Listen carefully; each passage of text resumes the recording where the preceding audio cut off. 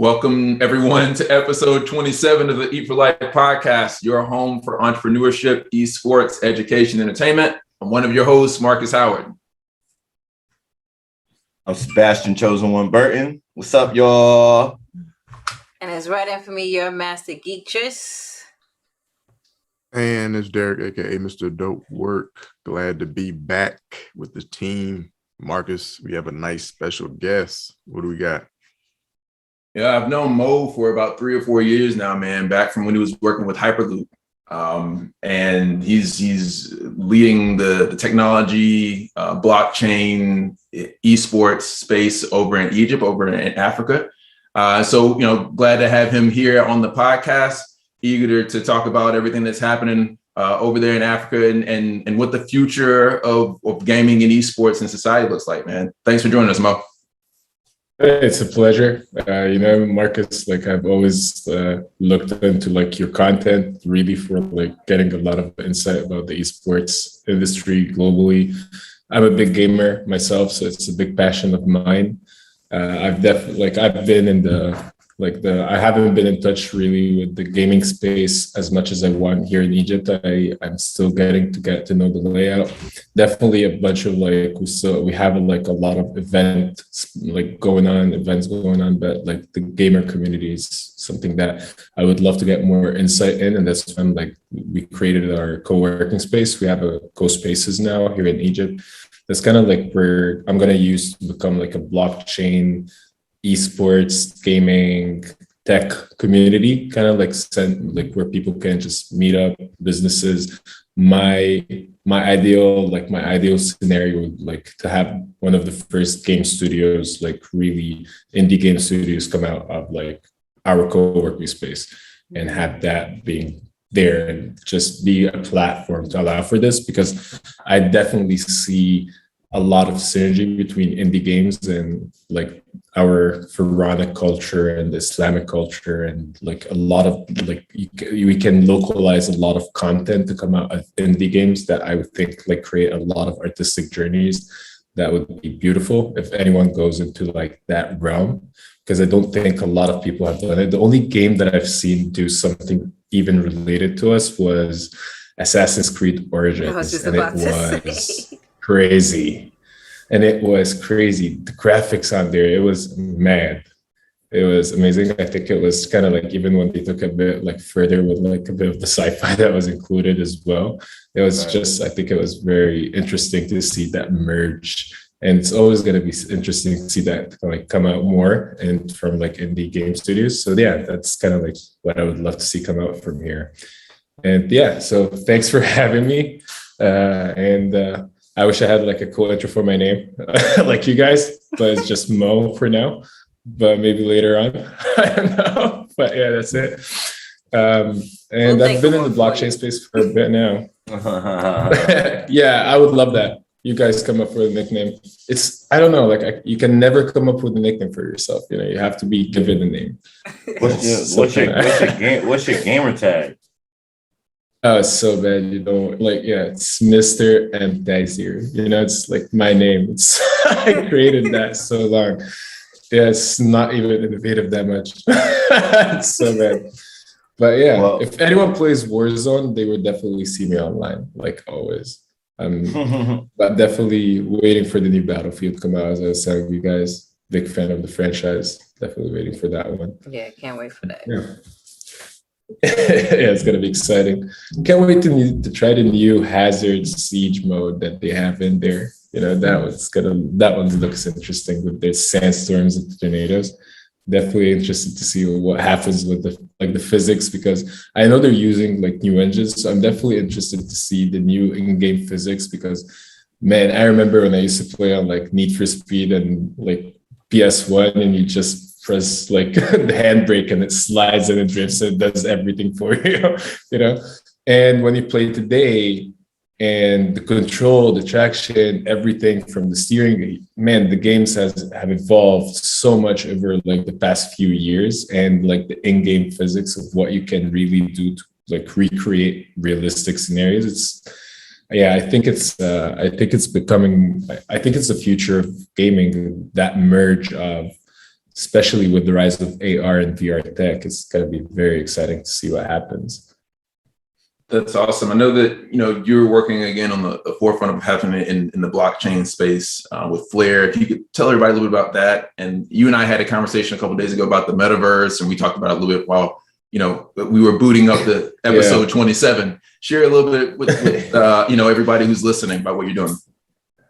So yeah, I've been, so to everyone who doesn't know about Flare, we're the first FBA network, and we're the first FBA touring complete network in the world. So what that means in like English for people who are not technical is that FBA is similar to like what Ripple and Stellar uses, but what touring complete means is that we're able to run smart contracts similar to Ethereum or that functionality as well.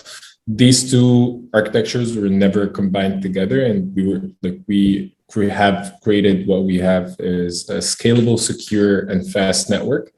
And our architecture is built in a way that our security of the network does not rely on the native asset of the network, which is the Spark token.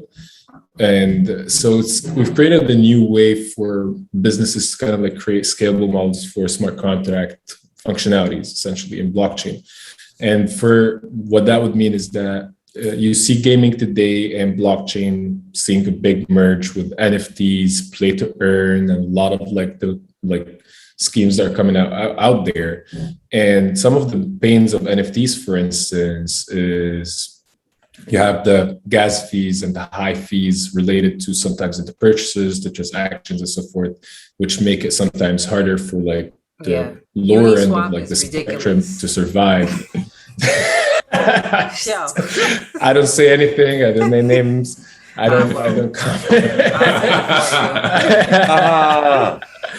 So, but what you have with Flare is that you'd have transaction fees similar to what you have with Ripple. So it's like a 0.08, 0.05, 0.0 something, which is not even in like the 0.1 range, So you already have like very low fees, very high throughput of transactions. So it's very fast, scalable, secure in that it does not depend on the value of the token, like what you have with proof of stake, for instance, with blockchain.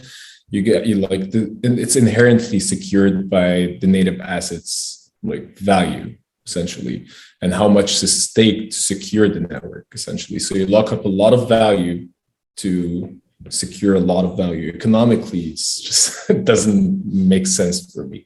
And eventually, when you have an inflow of real world digital assets, and you have trillions of dollars represented in the blockchain, how are you going to stake value to secure that amount of money? No amount of money in the world would be able to be enough to stake to secure a network like that. So it's not a scalable solution in the future. It will have its own inherent problems. And that's why with Flare, we believe that FBA is really great because it represents how real world trust works and how we do business in the real world. I trust you, you trust me, we do business together. We stop trusting each other, that line of business is cut, that line of trust is cut, and you allocate it to another person that you trust, and you will continue doing business and so forth. And that's kind of we think it's more scalable way, I think, in my opinion as well.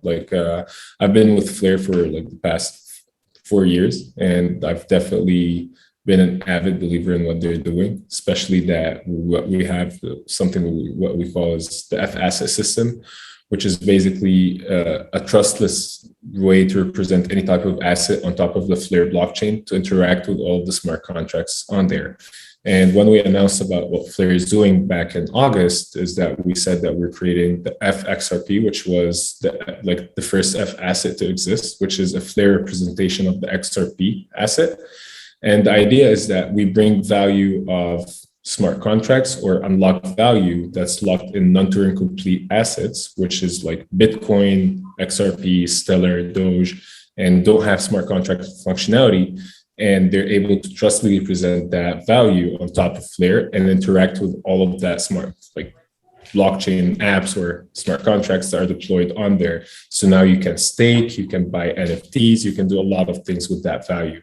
And in reality, 65% of the money value in the blockchain world is locked up in non-Turing complete assets. So if you'll allow me, I'm just gonna to kind of help everyone else who doesn't understand all the technicals, summarize it. Basically, what Flare is doing is basically creating smart contract functionality to Bitcoin and other, I would say, legacy cryptocurrencies that don't have that functionality, because smart contract functionality is kind of evolution. It's not more like legacy, but more like, it's not more like the old or the new. It's more like smart contracts functionality to assets that don't have that capability, essentially. Right. Not just like old or new. So what we have in reality today is we're working on, like, we're going to have at launch Stellar, Ripple, so XRP, Stellar, Litecoin, Gala, Dogecoin, I think Algorand as well is on there.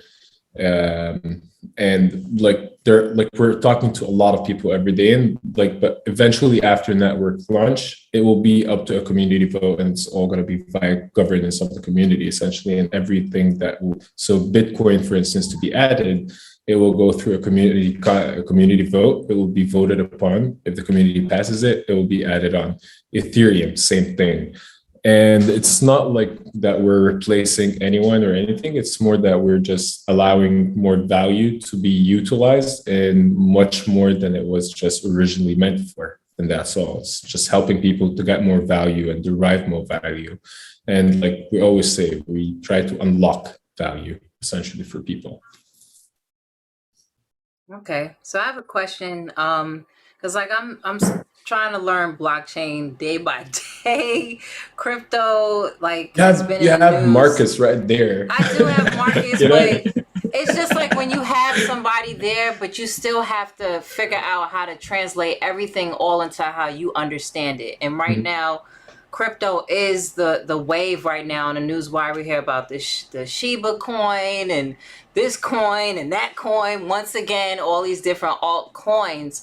How do you see, since you want to build in Egypt, how do you see Egypt and Africa period as a whole actually benefiting off of blockchain, and then also building with gaming and eSports, because they go hand in hand to help each other out?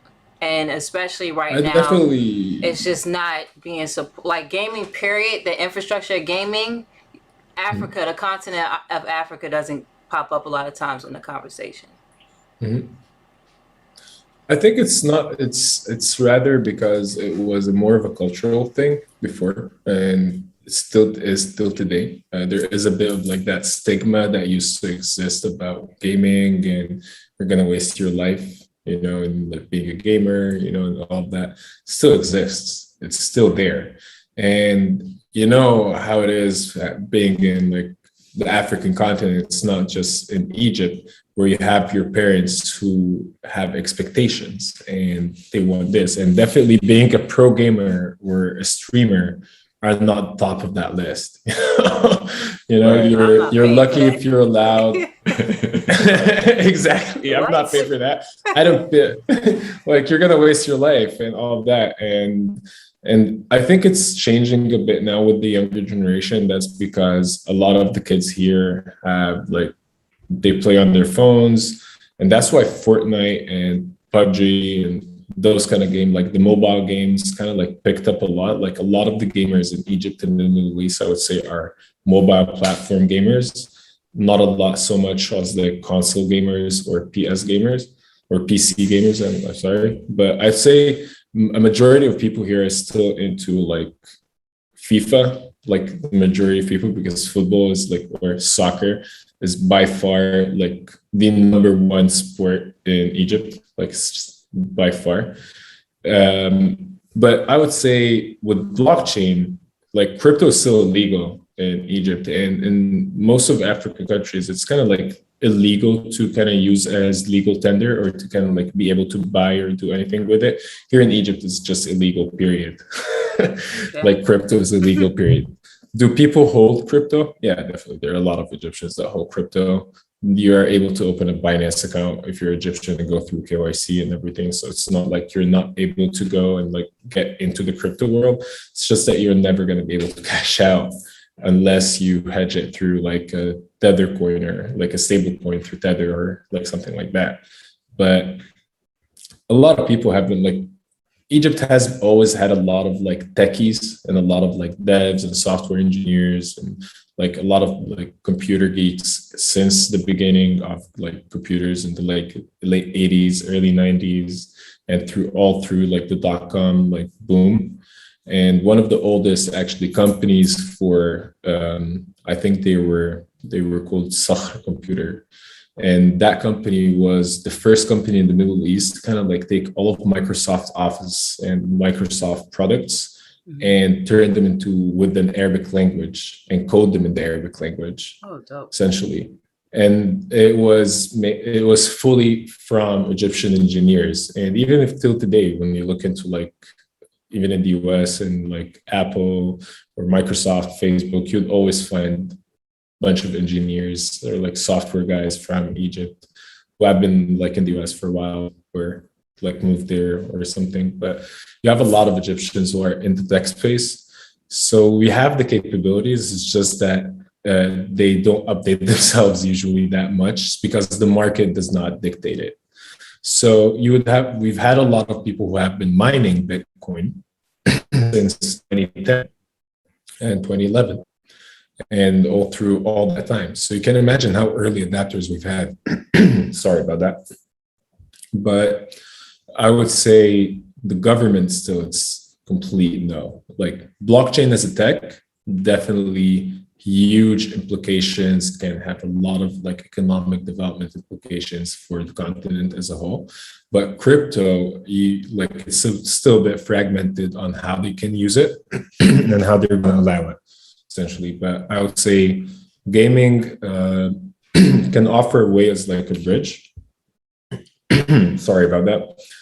But I would say like gaming would offer a way as like a bridge for like kids to earn or like in-game, like because you have a lot of games today with like in-game economies and like a game that evolves over time. It's no longer like a game, you finish it, you get a sequel. You know, I remember that time.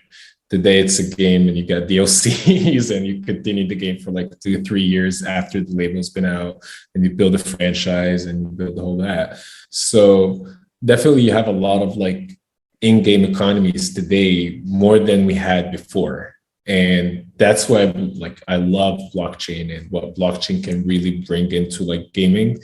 And I really wish to see like the big game studios. And I was telling Marcus even earlier, like some of the indie game studios who have nothing to do with blockchain, just start looking into blockchain as a tool to enhance their gaming experience, rather than just having all of those just blockchain focused NFT play to earn kind of like driven games that eventually die out because there isn't so much content to support the game going forward. Like I'm an old school like avid gamer. If the game doesn't have good content, I just don't stick around because you just get bored. If you've played games for a long time, the mechanisms, the puzzles, like everything, it just looks similar. You become more interested in the graphics. You can become more interested in the details of the games, in the development, the kind of like level design, the character design, the costume, the storyline of the game. So it becomes more just than the gaming experience. It becomes more of like a movie experience. And that's why gaming as an industry is bigger than movies and music combined. Like it's just a very big industry. Number one entertainment industry, period, is gaming. Yeah. So you mentioned like the indie games, and like I said, for people who don't know, how you're saying as if like indie games, if they would use blockchain as like a service type of situation to help develop the game more, or to just support it financially. Which one? Are you more like a tool for like part of the infrastructure of the actual game itself. And so when you're building the in-game community, use a blockchain tool. If you want to allow for peer-to-peer transfers of in-game items, you would allow for that, and you would be able to create real item trackability ownership trackability for each player. Even if you want to, you can use it to back up all of the players' things, because sometimes servers crash and you lose your stuff. Imagine if there is a backup of everything that's hashed, and you can track that you've owned a copy of that item, a copy of that item, a copy of that item, and there's a copy of that ledger that's maintained. So you'll never lose anything.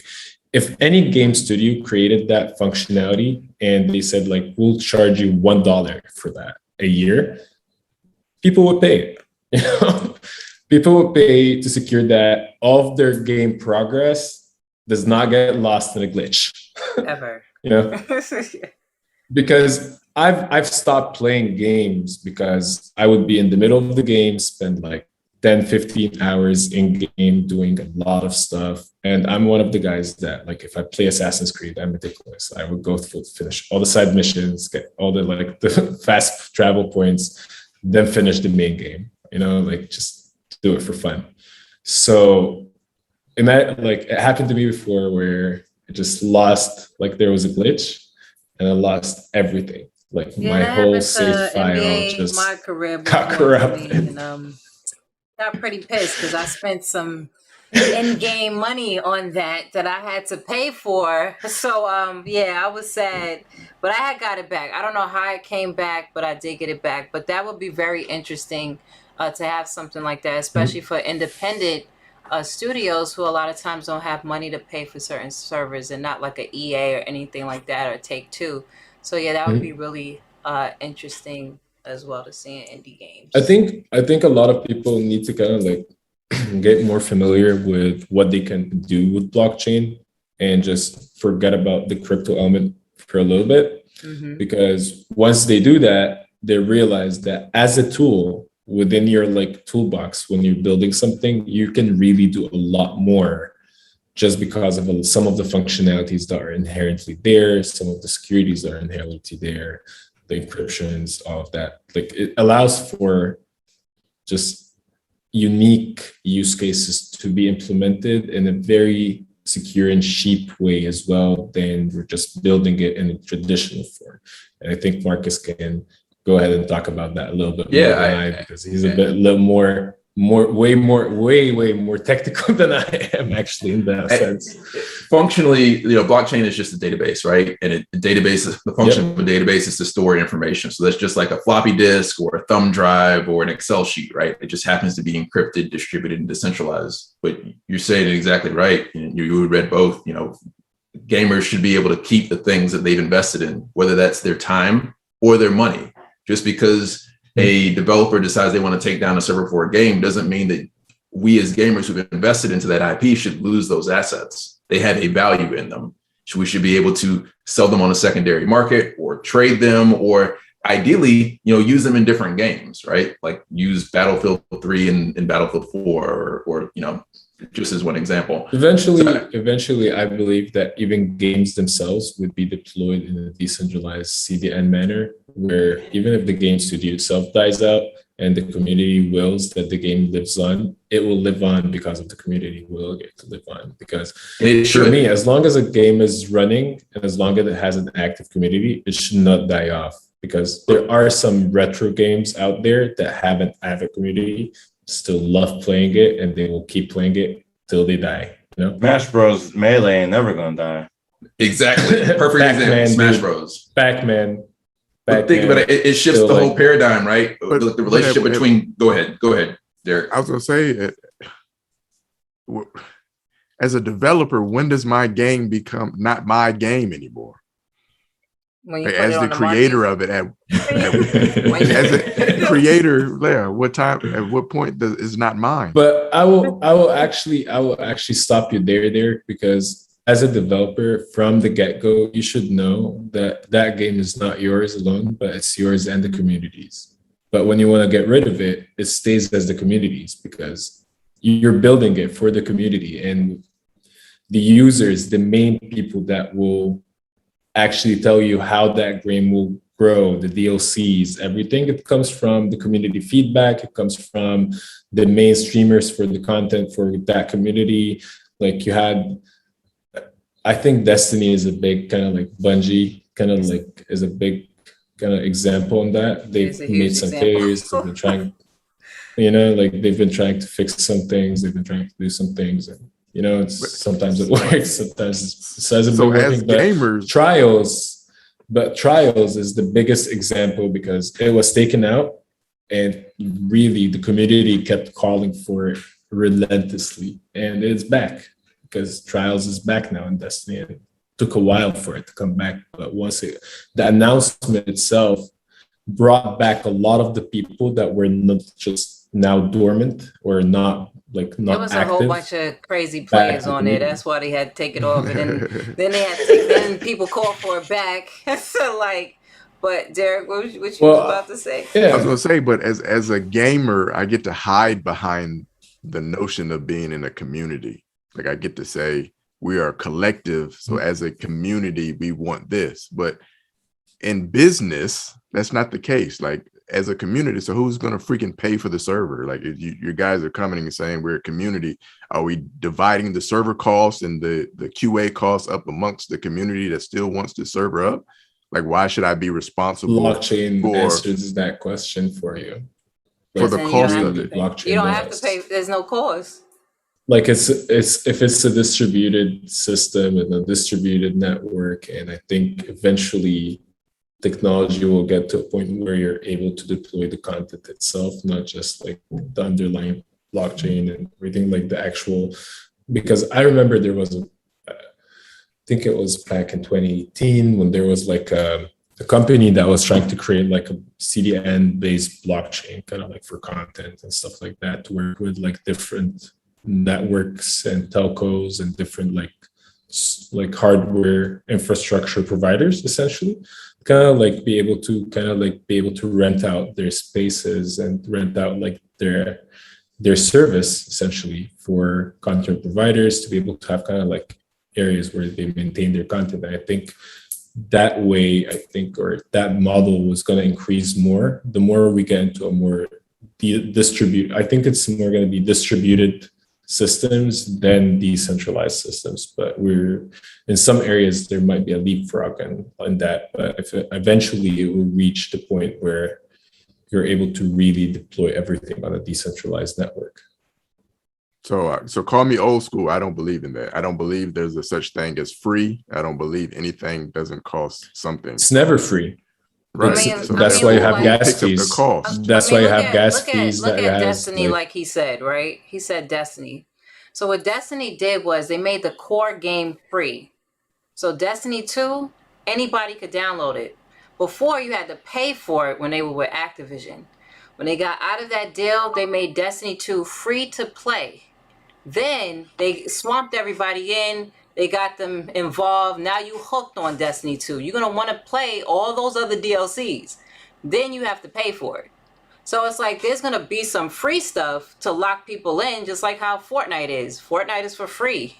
But you want those skins. You want those different cool little additives in the game. And they actually introduced the Battle Pass idea as well. Like Destiny never had kind of like that Battle Pass kind of like gifts. Yeah, they have a Battle Pass. You could get stuff for free, and they then added it's going to everything entice now. you to get a season pass so you can get the extra stuff.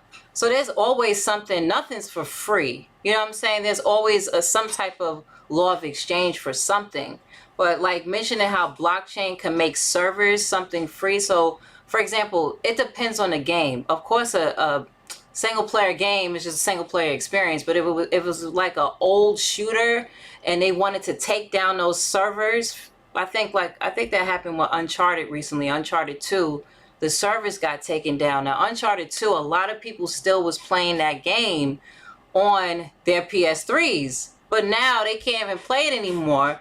And anything that they bought in game, they can't have, like whatever they wanted, they can't even have those things anymore because now the server's down. So now you can't play that Uncharted 2 multiplayer because in the collection, there is no Uncharted 2 multiplayer. But if they had something like blockchain, then it will cut cost on server fees.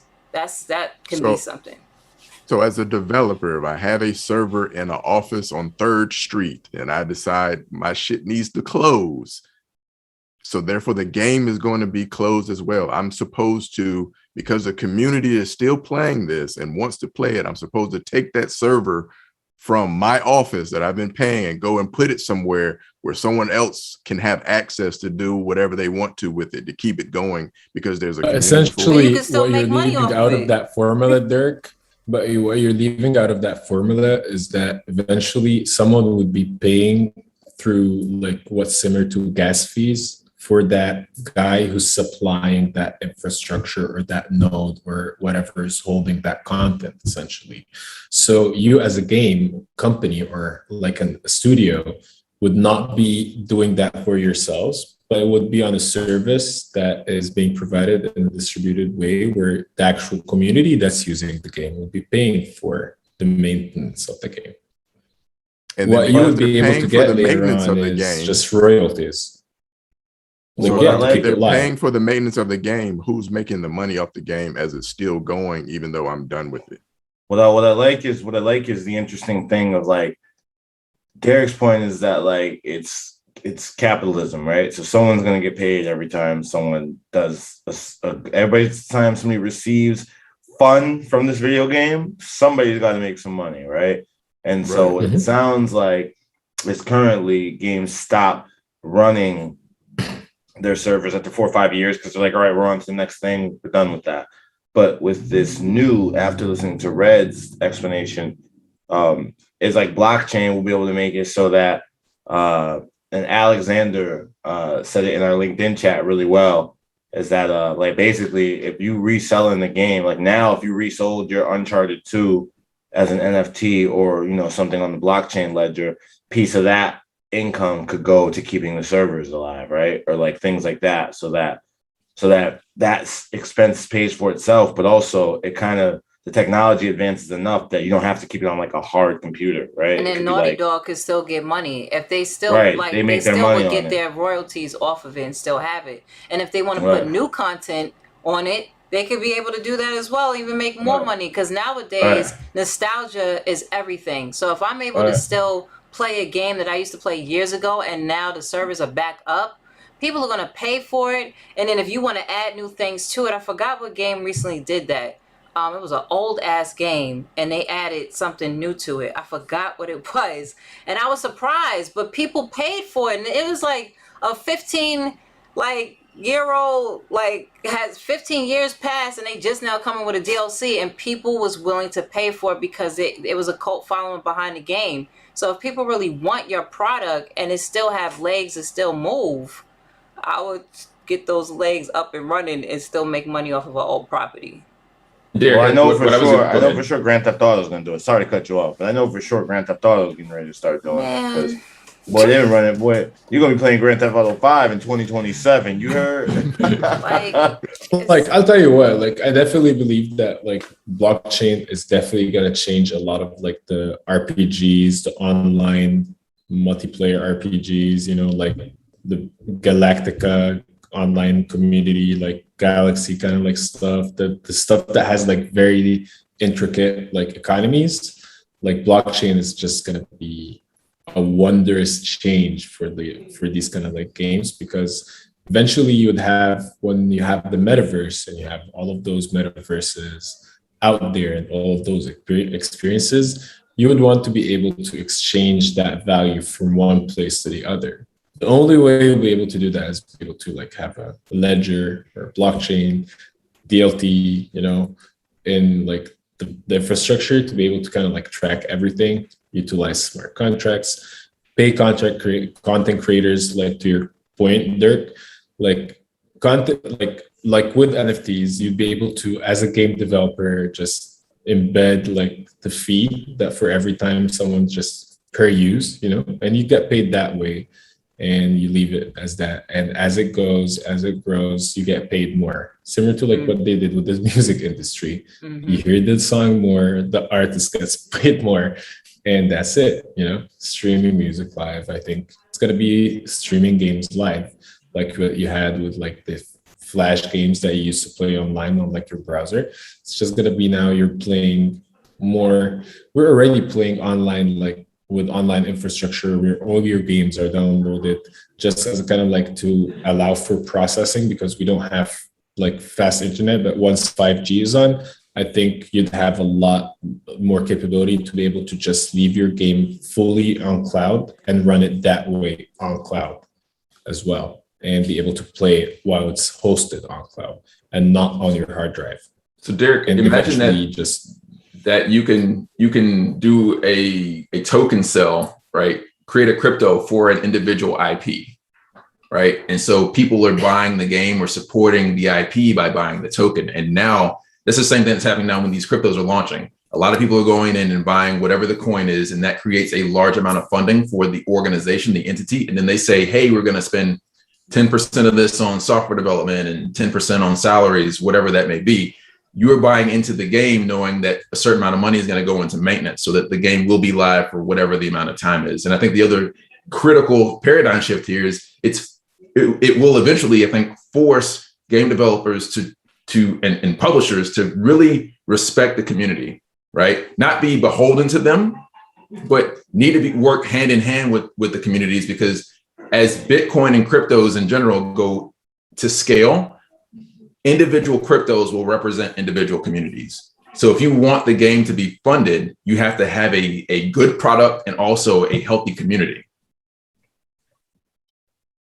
Pretty much, because I've seen some really great games go down the drain with horrible communities.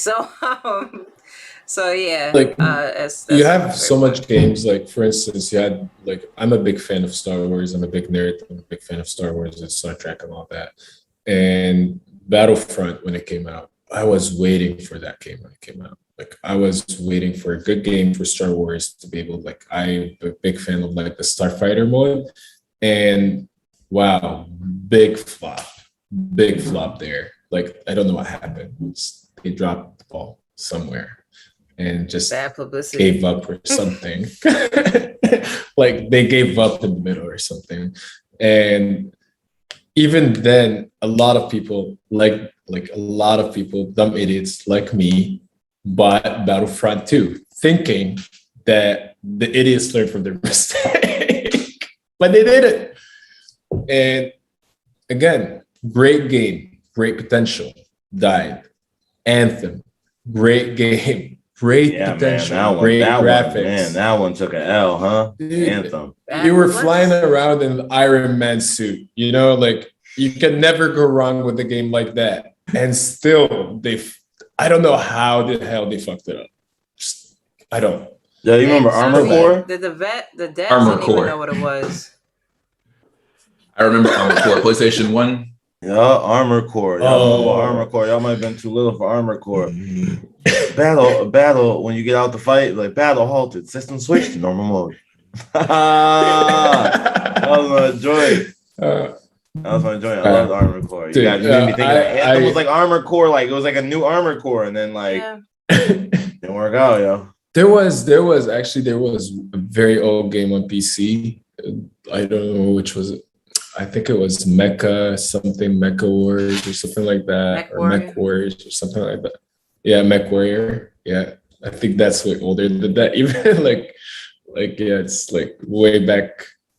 I remember that was at the time of like when we had the first Dunes as a strategy game on PC. Oh yeah. You remember Mech Assault? I was gonna join too. Yeah. I like the mechs when I was coming up. I like Gundams and stuff like that. Mechs and stuff. Gundams. I love Mech Warrior on Sega Saturn. That was the first time I played it. Classic. I was a big fan of Transformers. Mo, what do you think about the metaverse and the, I guess, the opportunity for underrepresented communities to have a piece of the pie, right? If you think about what's happened like since the gold rush, right? There are underrepresented communities around the world, and I'm speaking from a African American perspective, living here in the U.S. Like what we're dealing with now is more or less a result of decades, if not centuries of missing the value that was primarily created from the gold rush. And now you have really, and you've seen this firsthand probably in the blockchain and crypto space, there are not a lot of people of color, well, and I speak more of the US, right? in the space, because in order to start mining crypto, you had to have a high-end PC with a graphics card, right? And then if you look at the tech system, larger, it's also not really welcoming to people of color. How do you think in from the perspective of the new facility you've created, how do you help create those opportunities so that people can have a seat at the table? Well, essentially for us, we're focusing with our co-working space, we're focusing on like startups. So we're priced in a way that would allow for people to come in, have access to the space, access to hot drinks, high-speed internet, but also a very kind of like accessible cost for a startup, but at one of the best like commercial like mixed-use complexes in Cairo as well. And a lot of people even ask me like, you're actually lowballing your price. Why? I was like, because if you really want to build a community, you just don't look at profits now. You just do what you want to do, and money will start coming in one way or the other. But if you're doing it right, money will come in, but just focus on getting it right. And that's what I want. It's like we want to empower the community to be able to have access to space, and at the same time, a space where they're able to get more clients in, look like presentable, be in a like professional like space where they can say like our this is our headquarters. We want to like and be able to even do business with their neighbors as well, not just in our community, but within the same complex as a whole. So it's that kind of like, I would say, merge that I was looking for. And because we're a mixed use development that we're in, has like a community space, has like big events that happen through like Christmas and Halloween. You have festival like markets, farmers markets, And I've even talked with the guys that I would want to run like eSports events, gaming events, and because eSports and gaming here in Egypt, we are a young country. And when I say we're a young country, it's similar to Africa, where it's a young continent, where the majority of people are considered youth. 64% of Egyptians are youth. That would make it 64 million people, because we're at 103 now mil in Egypt, and we grow by like 2%. So we grow like another 2 mil each year. So we have a very high rate of growth, and the majority of Egyptians are young. So it's not about they're not going to be tech savvy. We have a very high rate of smartphone penetration. You have a lot of people who are on the internet, but still not a lot of people are in the gaming space.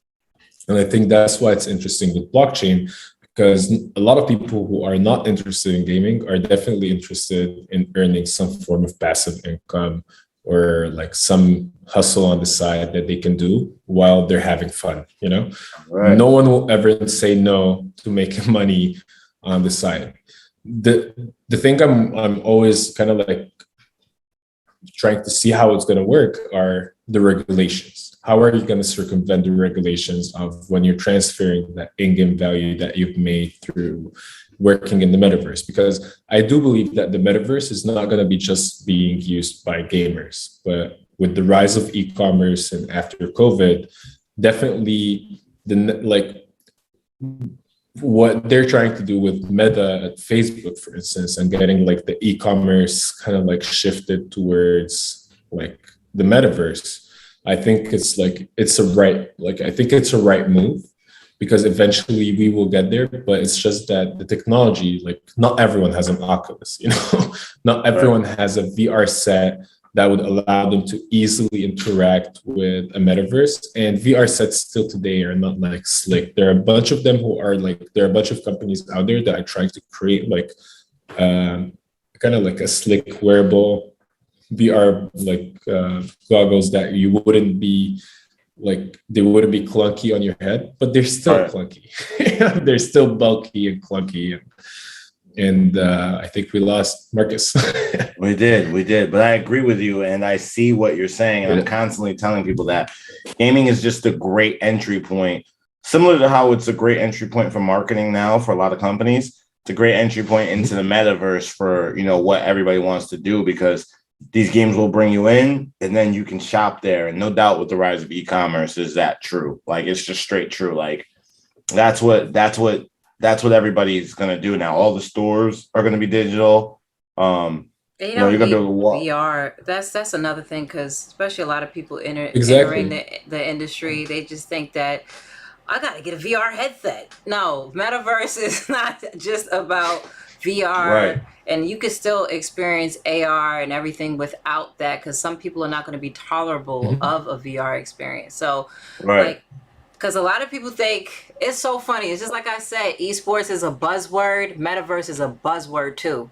And Mhm. until there's just more infrastructures being towards it, instead of just a whole bunch of people coming in with their old thinking and not asking people who's been in this for years, like already, on how they should do things and collide with it, a lot of people get misconceptions on what a metaverse actually is.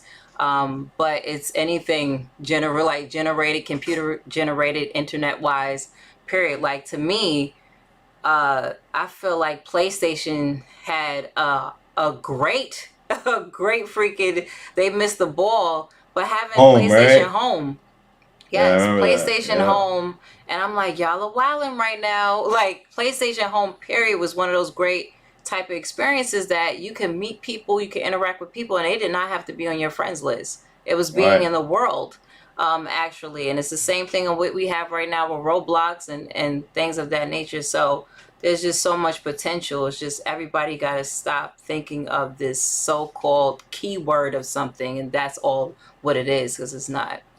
I always tell people, like, if anyone hasn't watched Ready Player One, it's by far one of my favorite movies. Just take out the whole dystopian kind of like post, like, we screwed up the world kind of like deal, and look at the technologies that are being showcased in that movie.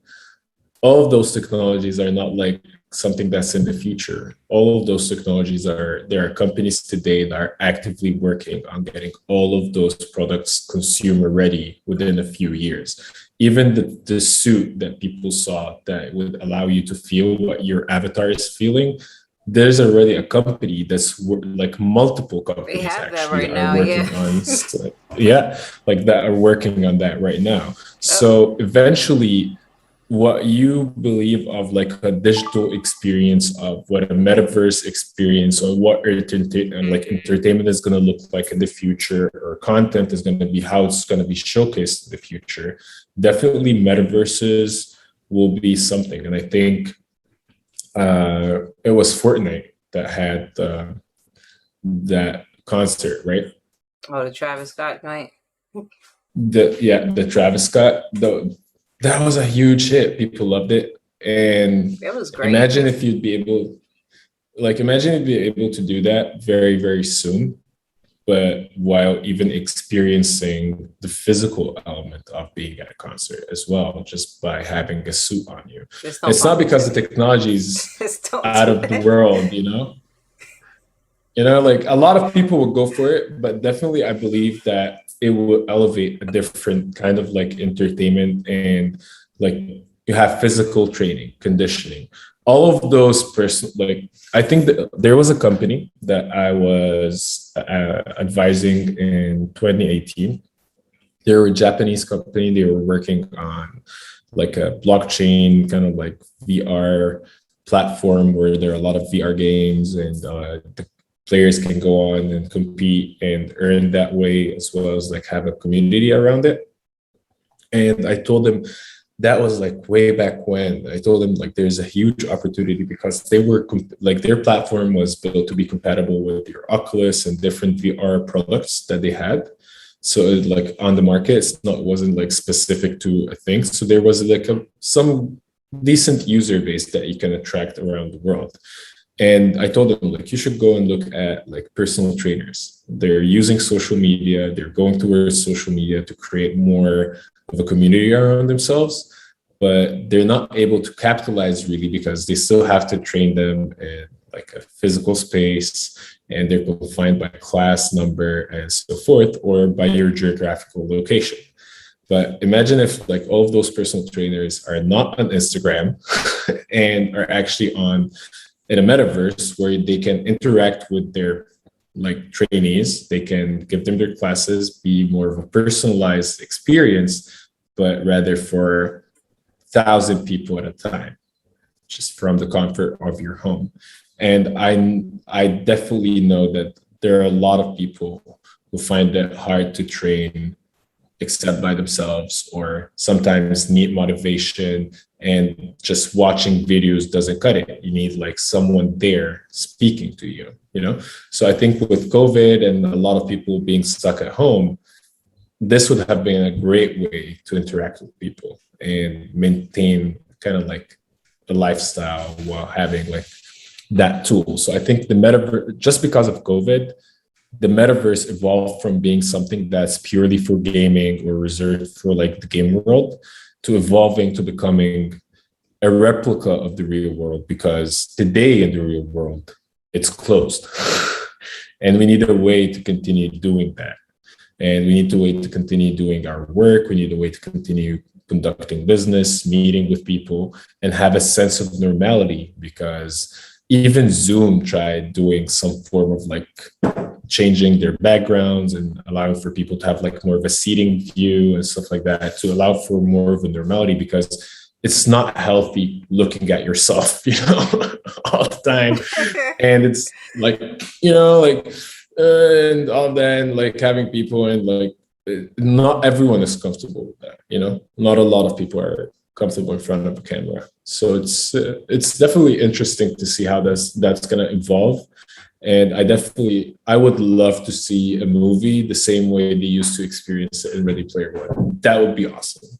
Just saying, like, experience a movie in like every single way that, and like be immersed in the movie. I would love that.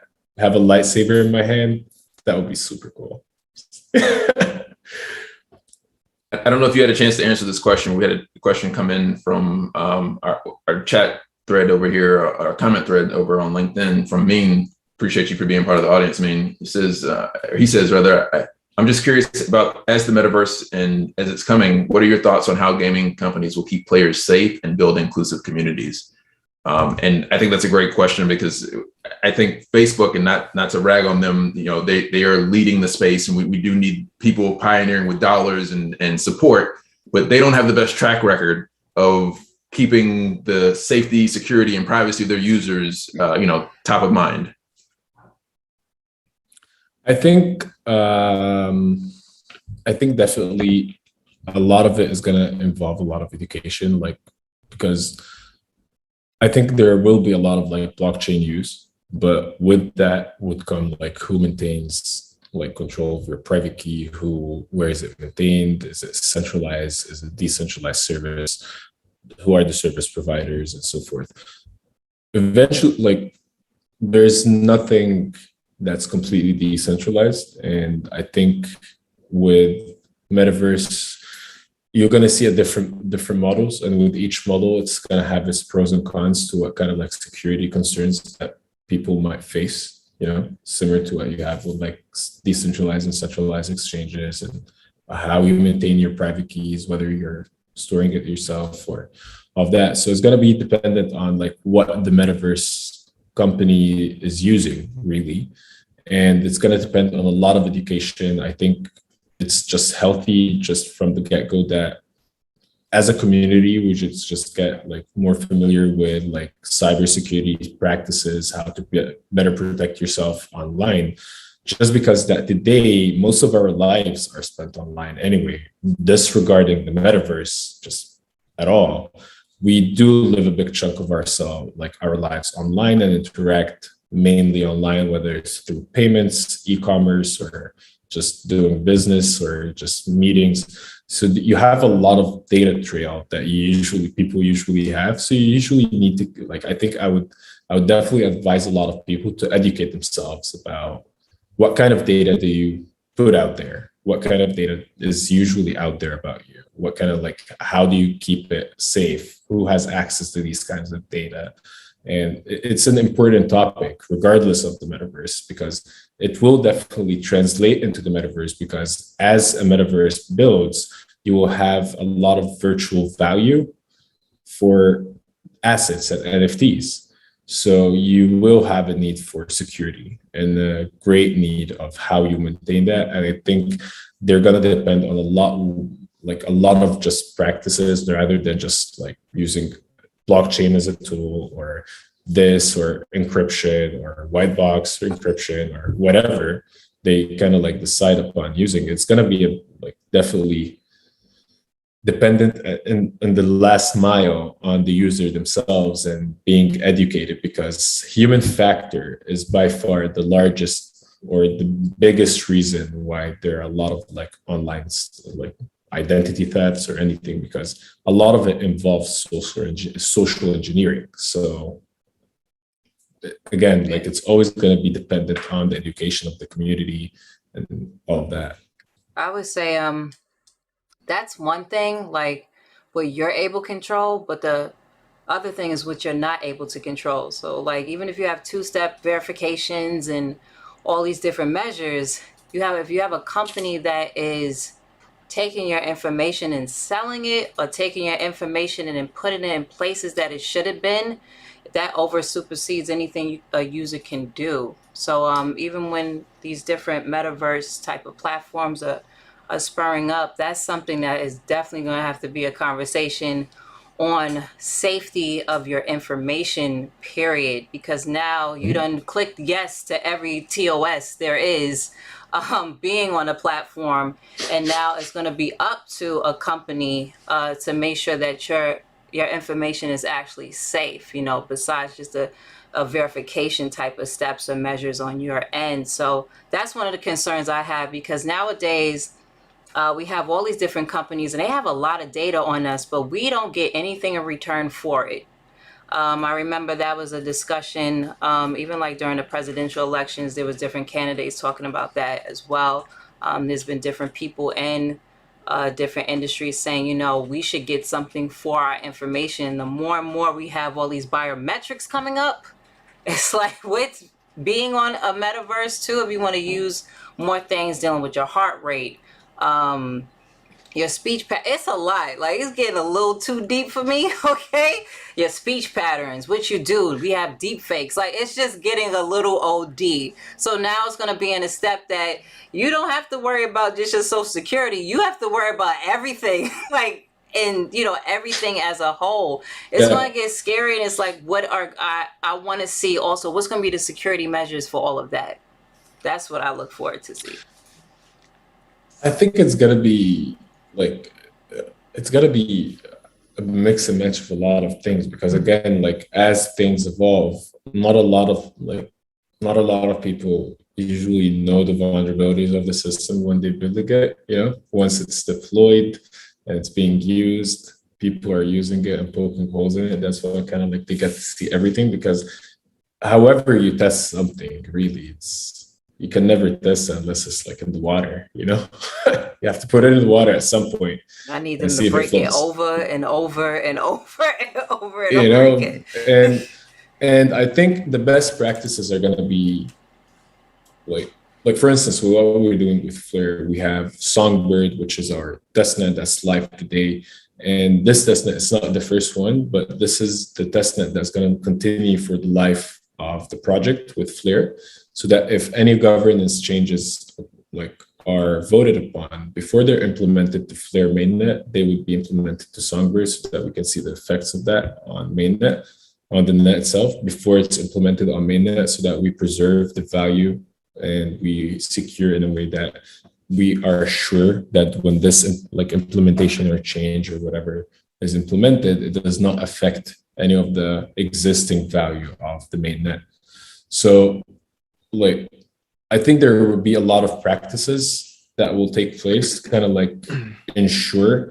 I think backups are going to be like a definite thing, you know, like always having backups of like records and so forth. And I think that's why I'm interested to see what blockchain will offer in the infrastructure as blockchain as itself becomes a more sophisticated tool than it is today. We are still in the beginning of the industry. Again, like we stayed for the long time between Bitcoin, and then we got to ETH, and it just was hyperdrive from there. And And now we're even going beyond that, and we're going beyond like scalable into fast, scalable, secure, like blockchain infrastructure that would allow for institutional grade and enterprise level solutions to exist on blockchain.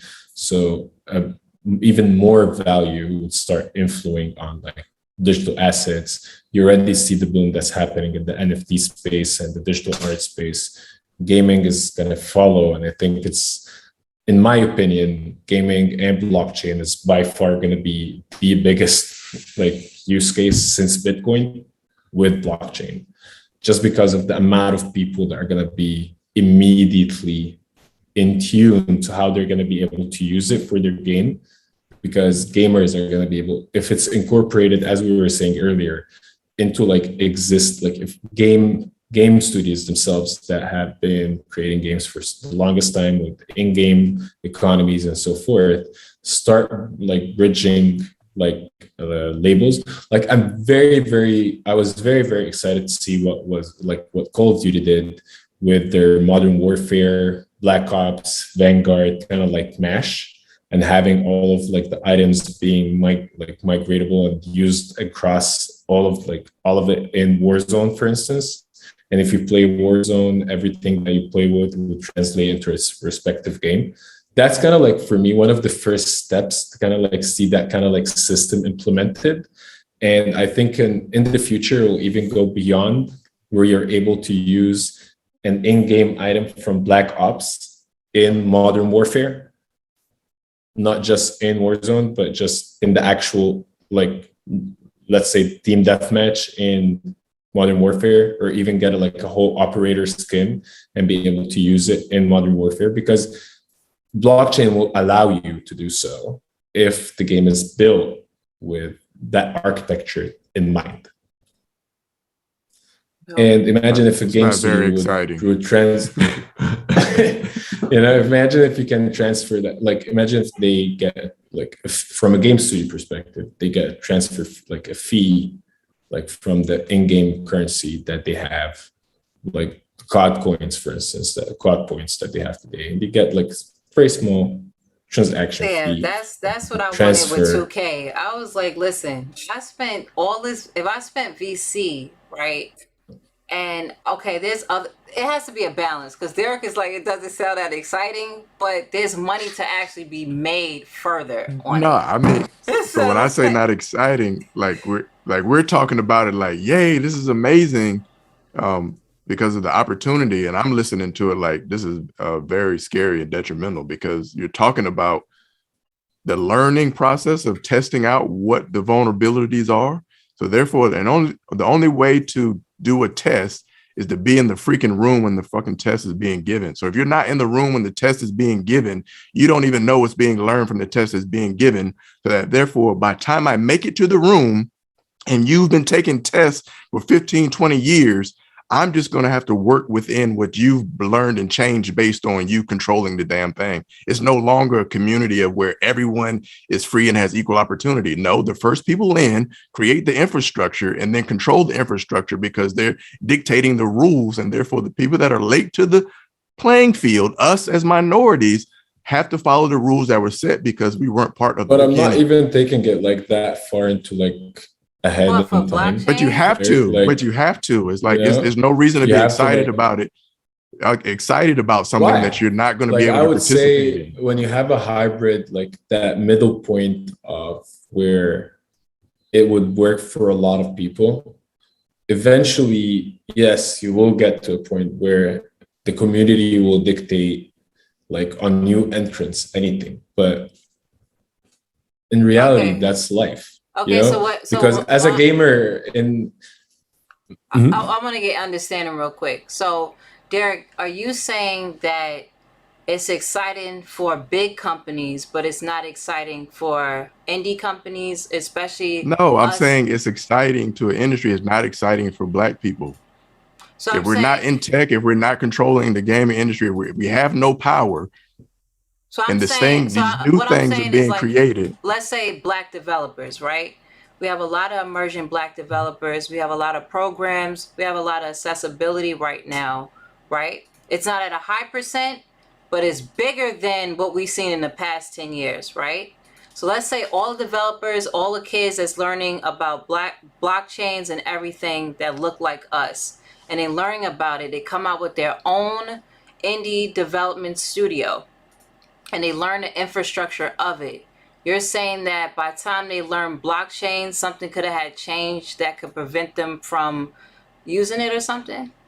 No, I'm saying the power of learning that is still dependent on somebody else that created the infrastructure that you're showing your power to. So let's take a web design, for example. Mm-hmm. You can think that you're empowered by knowing how to code and develop a web page, but guess what? You can't deploy that web page without an ISP, without someone else on the other side that can gatekeep you if they really wanted to. Like your knowledge on the web page and creating a web page, you're not really that empowered. You're empowered to a certain level, but you're not empowered completely. I get your point there, but in like that's the reality of life. Everything is to a certain point. Even democracy is to a certain point. Like everything has a certain point because no one is in control of everything, and eventually you at some point become a new entrant into something where you have dictated upon you a lot of rules that have been made up in society, whether it's in the real world or in the virtual world. So it's how you can play the system really. So like blockchain, right? Just because it's not governed, right?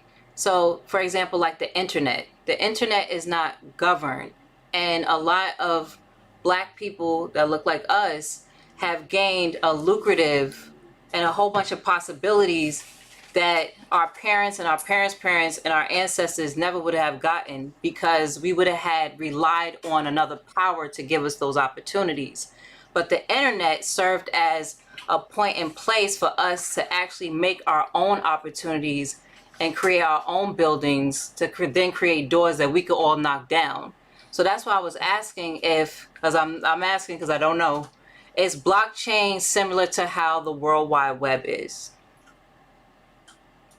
To create and add things. Like how I think something important to kind of put in perspective what Derek is saying is that like it's the internet was like, quickest way for me to say it is like, you know how those people that Brad is talking about, like them Black folks who came up on the internet and made a lot of money and stuff like that. Any opportunity, like I got I was able to make my own opportunities off of the internet. Period. When I couldn't make it by just sitting down in the interview room, have the experience and everything. So that's what I mean by that. So example of that is like similar, like I'm in the same group as you. So like I've done a lot of stuff and then I get paid via PayPal, but it's like Elon Musk made PayPal in 1998 because resources was there for him, and that, not making excuses or whatever, but it's just the facts. Like we're always 15, 20 years late. So now it's like we're getting paid through PayPal and Cash App, but Jack Dorsey and Elon Musk was making those back in the 90s due to how access for the internet for our community. But those are specific platforms. That's why I asked if is blockchain. But it's just the technology. Yeah. It's just like the technology in general. Like it was always there. You could make if you had the knowledge, if you had the infrastructure, if you had the understanding of the infrastructure, you would be able to make a pay. It probably came to you a long time ago. Like people can pay each other over the internet. But if everybody doesn't have the resources or tools to participate until one group is already way ahead with the shit, then it's like by the time they get there, it's by the time you get there that. But that's things, Sebastian. Like we're all in the same place today. Like everyone with blockchain. And that was the B side. So that was the B side. So this is like it seems we're in the gold rush era of like wild west of it right now. Still, yeah, that's what I was asking. We're not. So if you really want to do if you really wanted to make a difference, is educate as much people as possible. Like really get them to be more interested in tech. Like this was one of the first things I usually talk about. Is I always tell people tech is not rocket science. It's not reserved for engineers. Anyone can get into tech. Anyone can make a career shift. And just if you're interested about it, if you're passionate about it, you'll find the way and get involved in the industry. and you'll find a way to make money, whether it's your like making content online and posting it on YouTube, or just now making a song and putting it on Spotify or whatever. Just even you today now have a job that's called an internet influencer that did not exist. 8 years ago, there was nothing called an internet influencer. That was not a job, you know, and no one got paid to go online and say I'm using this, you know. It was not the case. Because like on a relatable level, like for example, like crypto, right? A lot of dudes in the hood and a lot of people that was scamming, they knew about crypto and was doing a lot of activity on crypto and getting paid. Now, this is before it was this huge thing that we know. A lot of people who was in criminal activity was doing crypto and even held on to things and now are multi-millionaires. I don't know what they're doing now. But what I'm saying is that they was involved in something that no one would ever think to be involved of, but they was able to put that one person on and put that other person on and let them know about the whole crypto like industry as a whole before it became this big boom of knowing what anything was. So that's why I was saying now, when it was the Wild Wild West then, and it still is, I was saying that's why I was asking the question about blockchain, because we hear all these words and a lot of times we don't know, as in layman terms, from someone that's trying to learn,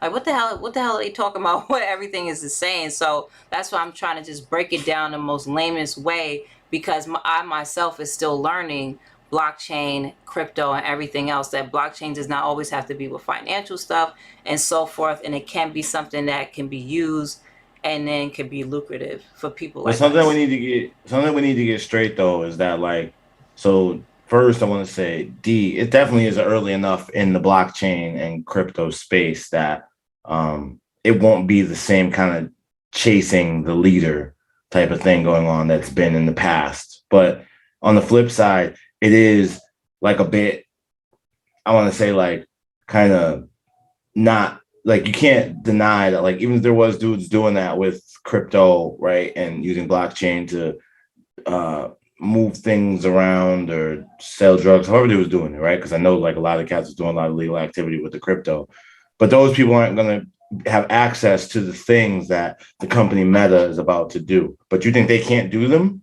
I'm sure they can, right? Like, it's the same way with, like, you know, in the marijuana industry, you've got marijuana companies breaking $100 million yearly revenue, but the culture and all that, who built that from the streets and was going to jail for it? You see what I'm saying?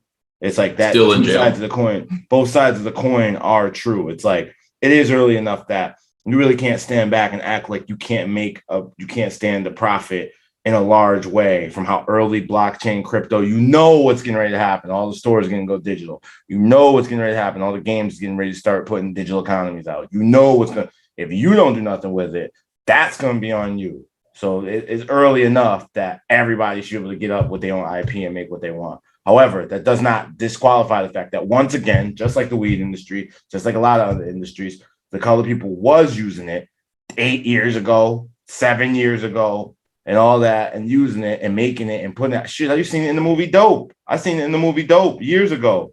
He sold the drugs on crypto, and that was 2014, 2015.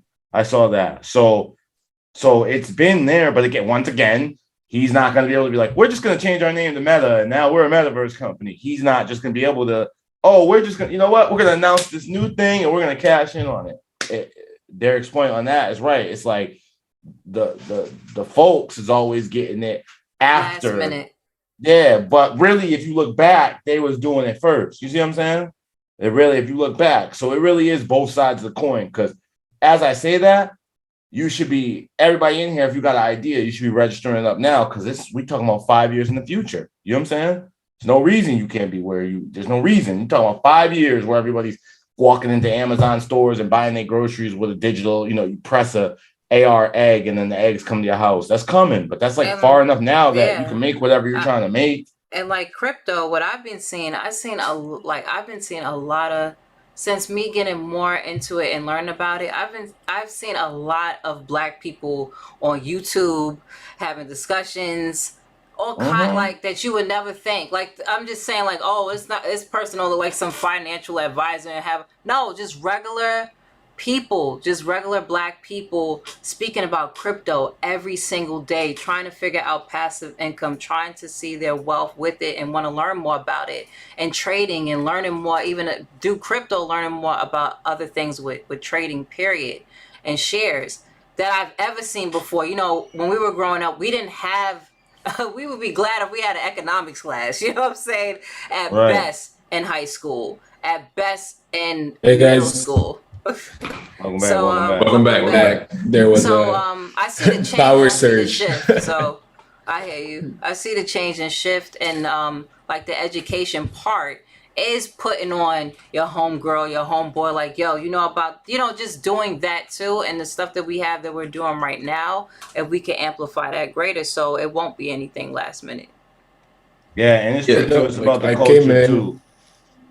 I came in and I heard that you were talking about like passive income and how people are looking to blockchain to create like new like income streams, and definitely like how people are going to use smart contracts with blockchain is what's going to ensure some form of ways to monetize things that you were never able to monetize before, just because of how you're going to be able to set it up with smart contracts. So with blockchain, you would be able to monetize your data, for instance, because the difference with blockchain is that you own your data that's online. You're able to track it. It's yours. It can be tracked because of the public key, private key encryption. So it's always going to be tracked to you as an owner up until you transfer that ownership onto someone else. And there will always be a permanent record of that online. No one can change that as long as there are nodes for that blockchain that exist and running and still maintaining a copy of the ledger. So as long as there is a community and there's a future for blockchain that it will continue, and there's continuity in the roadmap that will ensure the livelihood of that like ecosystem, that ledger will be there. And as soon as you have blockchain interoperability, eventually there will be some form of a record for blockchain that even after that blockchain itself is not there as well, just because of how the data is going to be required to, because you have to remember, when Marcus said in the beginning, like blockchain is database. So eventually it will have layers of other technologies on top of it, like AI, like analytics, for the big data that's being maintained in that ledger. So eventually there will be a lot of ways to monetize that data. And because of smart contracts and blockchain and the ability to track ownership of that data to each user, you'd be able to pay them if you wanted. And in that way, that is one of the best passive income streams that anyone would be able to do, because on a daily basis, you are producing tons of data about yourself that can be used and is used today by marketers and advertisers to target you. And I think one of the best movies that, like documentaries that brought that to light, was The Great Hack, and how it brought to light data privacy and what it means about data ownership, who owns your data online, and so forth. And we cannot talk about our generation. We're the generation that used to press I agree and I accept and everything blindly without reading anything.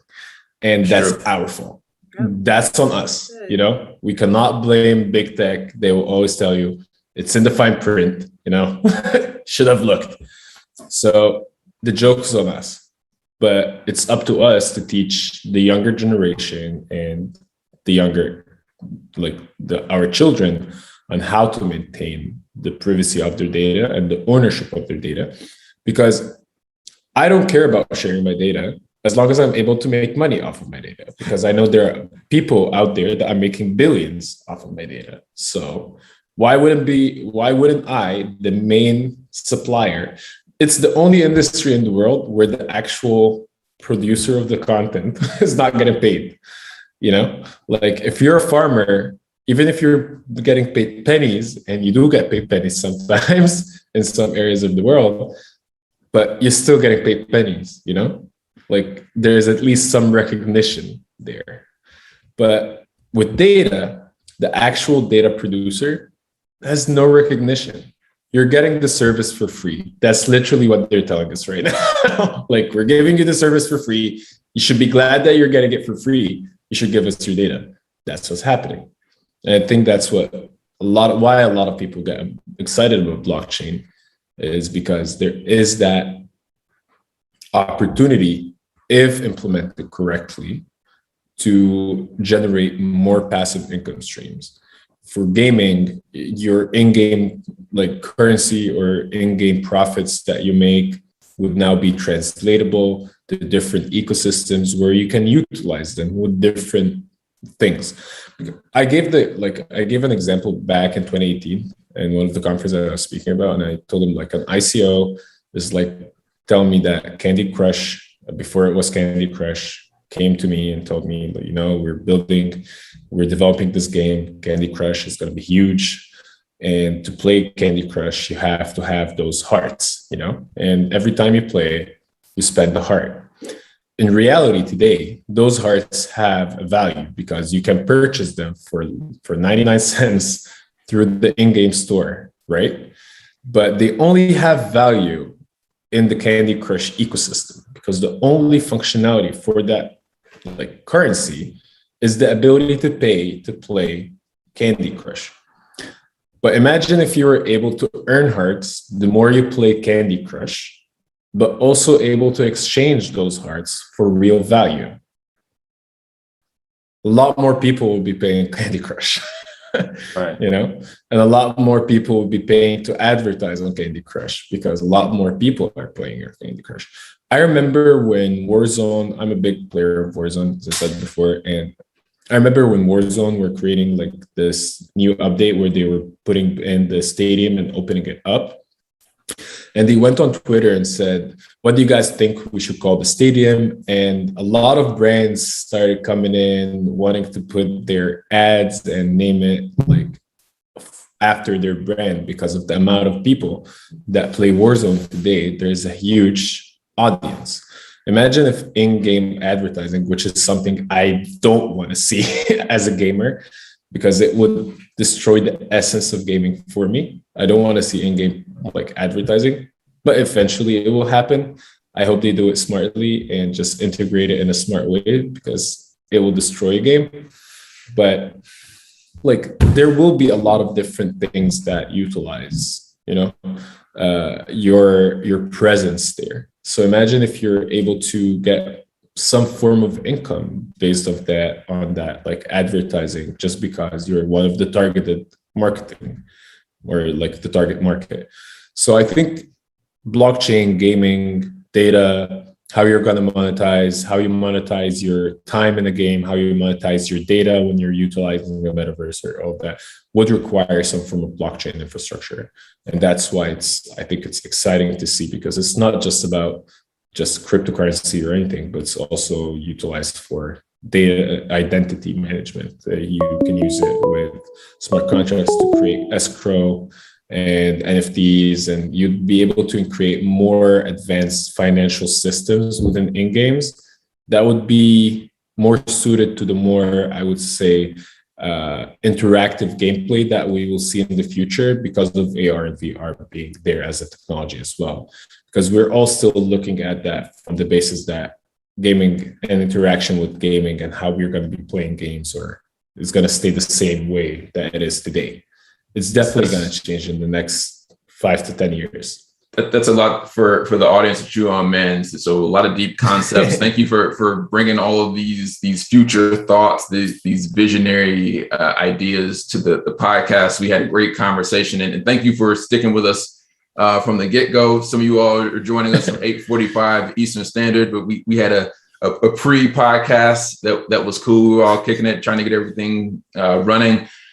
We appreciate your time being a guest. Thank you all for Yes, joining sir. us for this episode. Yes, This sir. has been dope.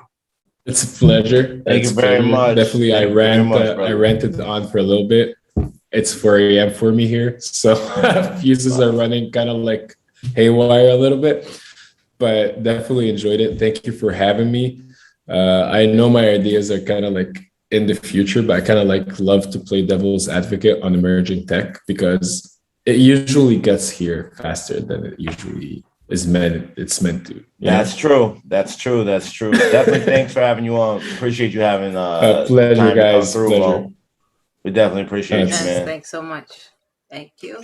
Thanks, guys. Thanks for having me. Take care. Take All care. right. Yes, sir. Y'all be good. And of course, it's the E for Life podcast with your boy Chosen One, the Golden One. Can I introduce you guys? Because your names are so cool and I haven't said them in so Let's long. go ahead. Go ahead. We got ready for me, your master Geektress Yes. and, sir. and Marcus eSports Howard. Okay, we're signing out with Mo tonight. Thank you for coming back. We see you, Alex, Jonathan, Thanks, guys. Hip Hop Gamer. What up, Min? I hope Mo answered all your questions. We're back. We got an attitude, and we'll see you soon. Holla back. See you guys later. Peace. Peace.